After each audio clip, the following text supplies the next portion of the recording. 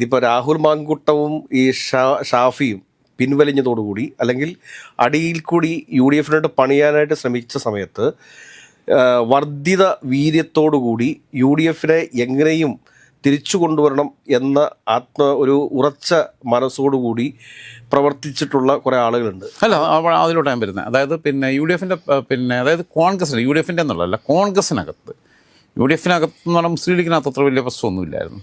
കോൺഗ്രസിനകത്ത് എന്ന് പറഞ്ഞു കഴിഞ്ഞാൽ ഒരുപാട് പേര് ഇവരുടെ പാറുവെപ്പിലും കുതികാൽ വെട്ടിലും ഒക്കെ നിരാശരായി മടുത്ത് രാഷ്ട്രീയ പ്രവർത്തനം അവസാനിപ്പിക്കുന്ന അവസ്ഥയിലേക്ക് എത്തിയ, മാനസികമായി തകർന്നു പോയ പലരും ആവേശത്തോടു കൂടി തങ്ങളുടെ പ്രസ്ഥാനത്തെ, അവരില്ലാത്ത തങ്ങളുടെ പ്രസ്ഥാനത്തെ, അവർ നേതൃത്വത്തിൽ അവരാൽ ഹൈജാക്ക് ചെയ്യപ്പെടാത്ത പ്രസ്ഥാനത്തെ കേരളത്തിൽ തിരിച്ചു കൊണ്ടുവരണം എന്നുള്ള രീതിയിൽ അരയും തലയും മുറുക്കി രംഗത്തിറങ്ങി എന്നുള്ളതാണ്. ഫീൽഡിൽ അവർ ഫുള്ളായിട്ടുണ്ടായിരുന്നു. അത് കാസർഗോഡ് തൊട്ട് തിരുവനന്തപുരം വരെയുള്ള നിശ്വാസത്തിൽ പോലും കോൺഗ്രസ് എന്നൊരുവിടുള്ള ഒരു സങ്കല്പത്തിൽ നിൽക്കുന്ന ആളുകൾ, അവർ ശരിക്കും പറഞ്ഞു കഴിഞ്ഞാൽ ഗാന്ധിയൻ കോൺഗ്രസ്സുകാർ തന്നെയാണ്.